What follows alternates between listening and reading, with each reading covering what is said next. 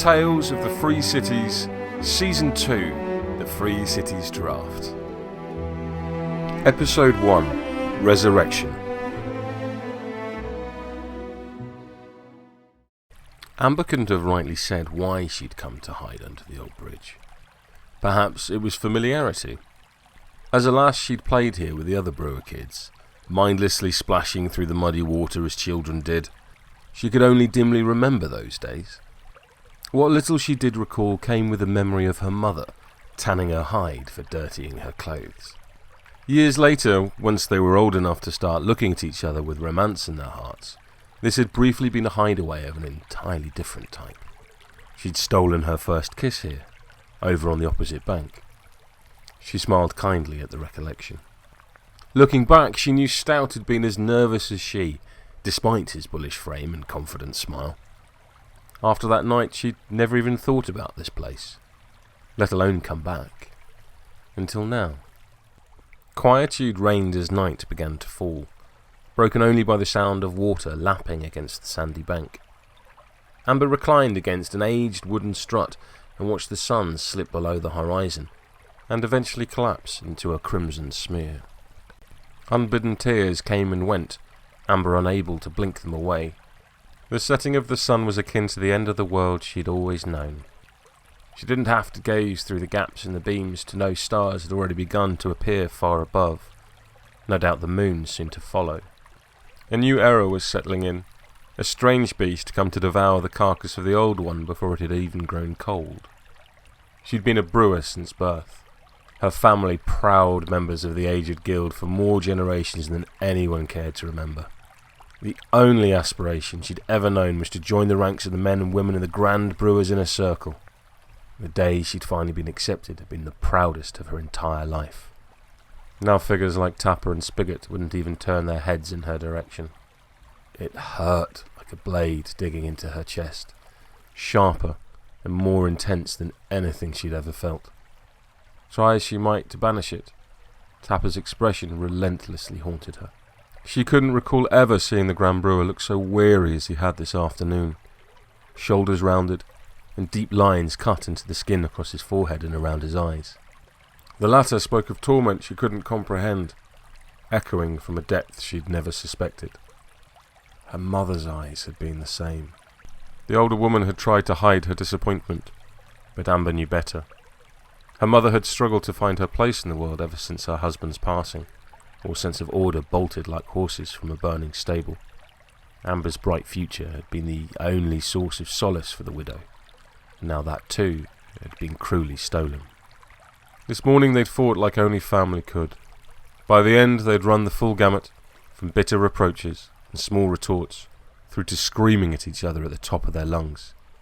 Amber's exile even ceased to be the subject before too long, replaced instead by the tumult of emotions they'd never let surface since her father's death. Eventually, it had all been too much. Amber fled, after offering her mother one final, scathing rebuke, her words deliberately spiteful. In the aftermath, she was a true outcast, without hearth or roof over her head, only memories to replace her absent cut. Amber wiped her watery eyes with a dirty cuff. Reliving the past in her head wouldn't solve anything. She didn't belong there, not anymore, and that was all there was to it. The skies were already tainted to shades of blue-purple.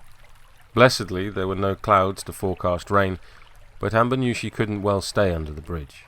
The tide had begun to rise at last, water splashing her boots. Another half hour and it would likely be at her knees. With a tired sigh, she stood up straight and bid the memory of her first kiss farewell. Like everything else, it would have to stay here, left in the shadows. It was time to begin the rest of her life, and find her way once more. Dragging one numb foot after another, Amber began to climb upwards, returning to the world. She didn't dare look back. Without a destination in mind, Amber had left her direction to her feet, wandering aimlessly and only mindful each step took her yet further from the drunken seamstress. By now she'd found herself on empty streets, solitary footsteps echoing over hard stone cobbles without reply in kind. In the back of her mind she knew she'd have to find somewhere to spend the night soon, even if it was likely a tunnel or a dark alcove. None too glamorous for her first night as an exile, but anywhere would do to keep the chill wind off her back. Ahead, a single lamppost beat back the darkness, a pale oasis set against the inky black surround. A figure waited underneath, little more than a slender silhouette emerging from a pool of shadows at their feet. Thoughts of shelter forgotten, Amber approached. She hadn't realised how much she wanted to speak to someone until now, yearning for some human contact to replace the trauma from earlier. As her steps brought her closer, she saw the figure was a young man, a handful of summers older than her at most. He leaned against the post with casual familiarity, arms folded and sole of one boot crossing his ankle. A shaggy crop of hair crested his head, cut close around the temples and fading to a clean-cut jawline. Balanced between his lips, a thin cigar curled smoke through the air as he exhaled. He offered a curt nod. The gesture was open and friendly, Amber returning the salute, as the voice of caution in her head abated slightly. For a long moment, that's all there was. The lad apparently in no great rush to speak. Amber found herself fighting the urge to pace from one foot to another. She had just about reached the end of her patience, when he at last spoke. Eyes turned to regard her. I know you. Drunk, right? Amber felt her blood turn cold. She hated the name as much as any brewer did. Even knew plenty who would have drawn a blade for less. But, she conceded, this time it was shame and not anger which pulled at the hairs on the back of her neck. She forced evenness into the tone of her reply. Once. Her fingers absent-mindedly stroked the space on her tunic where the cut once sat. Not anymore. He seemed to mull the information over before speaking again. So, what are you now? I don't know. Haven't got that far. Amber hated the moistness she suddenly felt at the corners of her eyes. A disarming smile broke over his face. Doesn't matter, you'll work it out soon enough. No doubt. Amber didn't believe the words. She wondered if he did. Mercifully, he changed the subject. I like it out here at night. Just me and my thoughts, and the occasional mystery to be solved. Amber guessed she was the latter. Smoke? He produced a small box from an unseen pocket, and deftly plucked a thin roll from within. Amber hesitated. She wasn't a stranger to tobacco. A few months earlier, one of Amber's friends had swiped a box of cigars from somewhere, and they'd spent an afternoon trying to look more grown-up in front of the other girls. Amber hadn't cared much for the taste at the time, the smoke heavy on her throat. Still, she didn't want to show any offence. These rolls looked smaller and less intimidating besides. The lad lit the cigar using the spark from his own, before offering it to her.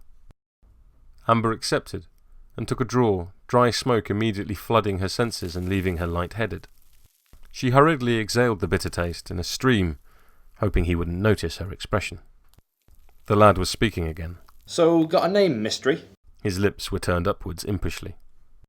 Amber couldn't decide whether she was the subject of a joke, or he was simply being friendly. She coughed. Amber. Her voice felt tainted and heavy from the smoke. I make that about right.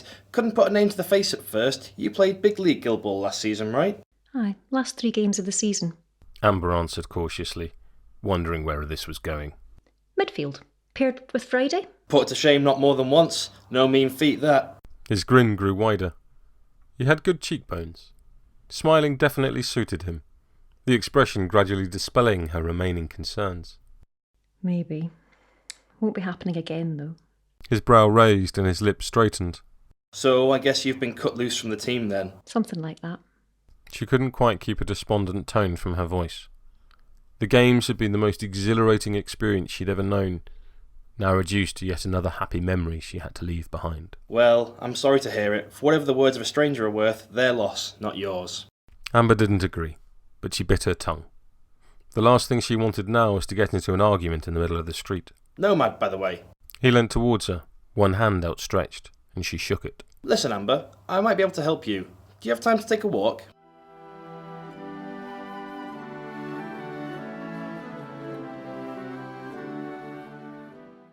Once upon a time, this place might have been an estate for some lord or another, although judging by its run-down appearance, such days were long past now. They entered through a gap in the wall, with bent and rusted hinges set in the stone. the rest of the proud metalwork sadly absent, looted in a bygone age. The gardens beyond were in an equally sorry state of disrepair. Weeds choked the flower beds, and an overgrown grass swayed on the wind. Even darkness unable to mask where vines encroached over grey statues, stained with grime. Nomad didn't talk much as they picked their way towards the sprawling mansion ahead, which suited Amber just fine. Her curiosity had been piqued by this strange location, so alien to what she was used to. Her eyes roamed restlessly, taking in every detail. The manor house loomed overhead by the time they reached the steps leading to the grand doorway, tall spires lost to the night sky. Closer to the ground, candles and torches illuminated the aged building, irregularly set in shallow alcoves and places where crumbling brickwork had created openings. The effect on the imposingly sturdy building was strangely comedic, Amber decided. It put her in mind of a child scribbling their way through a history book with a crayon. Home sweet home, Nomad announced. His pronouncement was met by drunken singing, echoing from somewhere inside.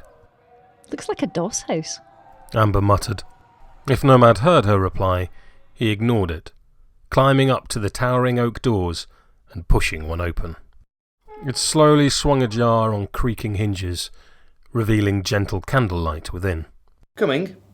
There was the friendly smile once more. Amber shrugged.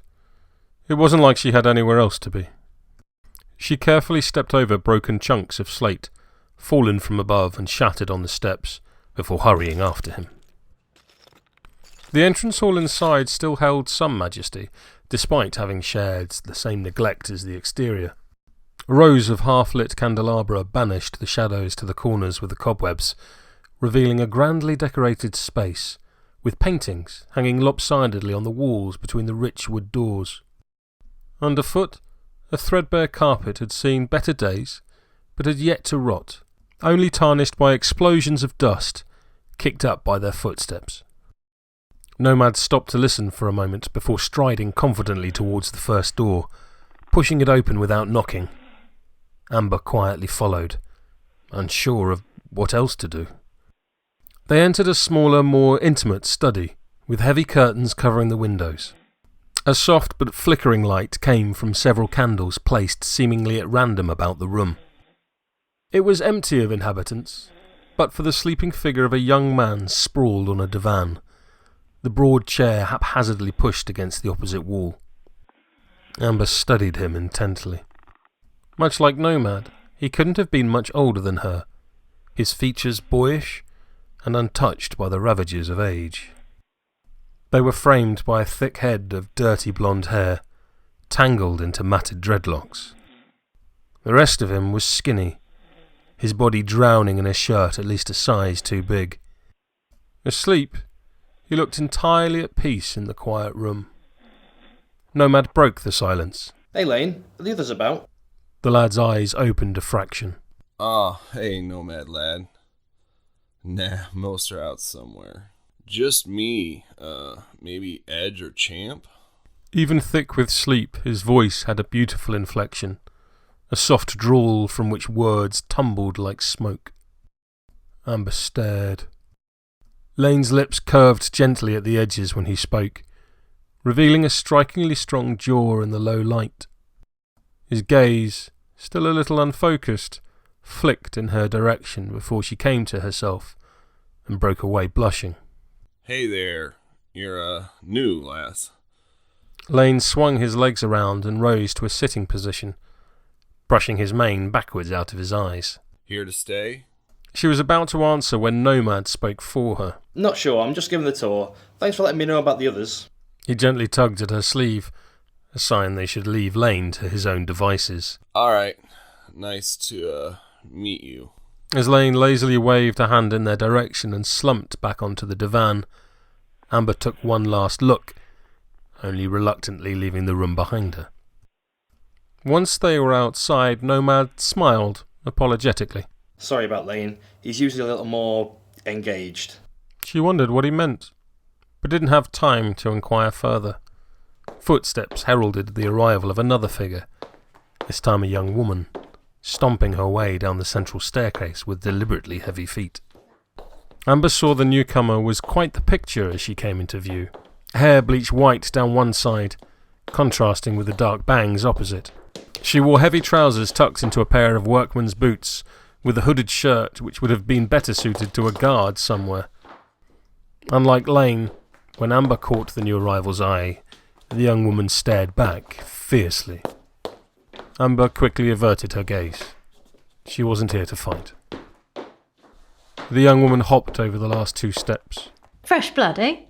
Didn't know your sheets had grown cold, Nomad. What happened to the Valencian redhead? Gnaw her leg off and jump the fence like the last one before her? Dry humour laced her voice, and Amber felt an idiotic grin creep across her lips. Get fucked, Edge. Original. The girl slipped past, headed for the door. At the threshold she leaned back and blew a kiss in their direction, ending it with her outstretched hand in a middle finger salute. Then, with a nimble sachet, she was gone. Looks like I owe you another apology. Some of the inmates don't play nice like I do. Amber nodded absent-mindedly, looking after Edge for a brief second, before blinking and forcing herself back to attentiveness. She'd seen enough. What is this place? Why have you brought me here? If you think I'm some easy filly, I swear I'll... Her guide raised his hands in a placatory gesture. Whoa, don't get the wrong idea from what Edge just said. You're a nice lass and all, but I don't want anything like that. No, honest. Amber studied him with a tinge of suspicion. I wasn't worried. Her reply was colder than intended, but served well enough. She'd sized Nomad up earlier, contended that she could beat him blue if he so much as laid a hand on her. Ah, good. Yes, good then. He paused, some of his lost bluster returning. Why did I bring you here? Well, tell me, have you ever heard of the Free Cities Draft?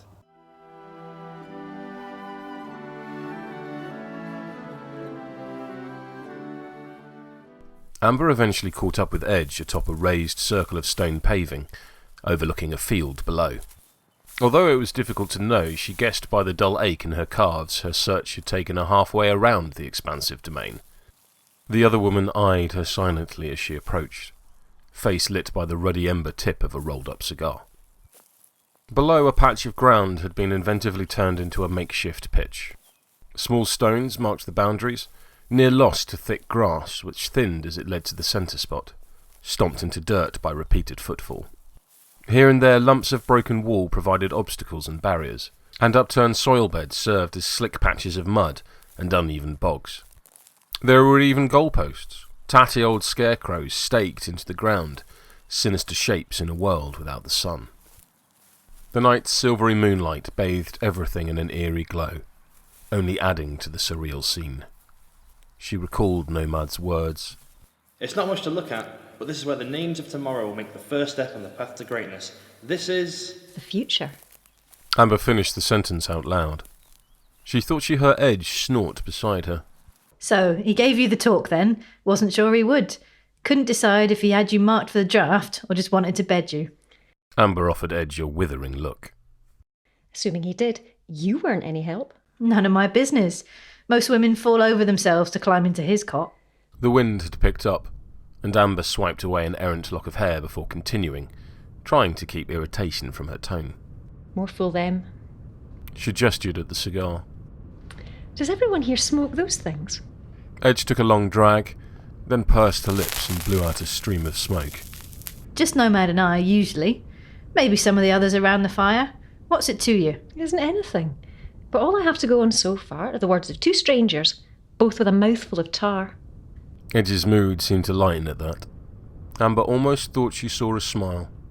Nomad gets to be too preachy at times, makes listening to him hard work. Her voice was husky after the final drag. She dropped the stub onto the stone underfoot and ground it into oblivion. I don't know about his guild ball aspirations, but this place isn't the worst I've known. Better than watching your back in some flea pit lest a knife come to tickle your ribs, or sleeping out rough in the rain. Amber waited, wondering if Edge would elaborate further. When no explanation came, she spoke instead. So you don't care about the game at all? The other woman seemed to mull the question over, returning her eyes to the pitch. I'm good at it, they tell me. Like I should care. She paused. But it gives me a roof over my head, most importantly. After that, I don't mind. No matter how many times someone tells me the scout is sniffing around. Amber nodded along, but she doubted the words were entirely true. Edge held her head high, chin pointing defiantly upwards. It was almost as though she was trying to prove something to herself as much as Amber. She chose not to give voice to her suspicions, and found herself stifling a yawn instead. It had been a long day. You want a place to bed down for the night? Amber felt panic chase across her. Half embarrassed, Edge had interpreted the yawn as a request, half ashamed to admit the truth. At once, steely reserve began to fade away, revealing the scared girl from earlier in the day. If it's no trouble. The battle to keep her voice even was far harder than she'd expected. Fine with me, no skin off my nose. Haven't shared for a while. Just don't expect to stay up talking like maids all night. If you're looking for that, you can wait for Cammy to come back. No, I don't. And thank you. Edge shrugged the sentiment off, turning back towards the mansion. Amber remained for a moment, her eyes looking on at the field below. Clumps of grass swayed against the wind, and ripples of silver shimmered from small puddles. I've seen you play. You're one of us. There's raw talent in you which the word ill deserves to see wasted. So take charge, push back against whatever happens to you. Memories of previous games flooded back. The sun beating down exhaustingly, fatigue creeping into her limbs. Angry shouting all around, but the cheers even louder. The thud of heavy footsteps as the big lads thundered past her, Tapper and Hooper charging into the opposition, weapons raised. She knew she'd kick herself forever if she didn't take this opportunity. The camaraderie, the rush of stepping out in front of the crowd, the pursuit of victory. She'd never known how vital that was, or how much she needed it, until this moment, when everything else was stripped away. What have you got to lose? Nomad's voice came to her again, this time his final words before she'd stepped outside. Amber looked at her tunic, at the spot where the cut had sat, now glaringly absent. Nothing. I've already lost it all. A shaky hand cleared eyes threatening to well up again. She would cry no more. She might not be a brewer anymore, but that didn't mean she had become weak. She had been raised with dignity, and it was time to reclaim some of that pride from the abyss. Amber gave the pitch one last, lingering appraisal. Shadow games and the world of the old guard are behind us, slowly dying out with the veterans of yesteryear. This is our time, now. Nomad was right. The path to reclaim her life would begin here. This was her time. The road to the Free Cities Draft had begun. The Free Cities Draft was written by Sherwin Matthews and is the sole property of Steamforge Games Limited. It is reproduced here with their kind permission and their continued support.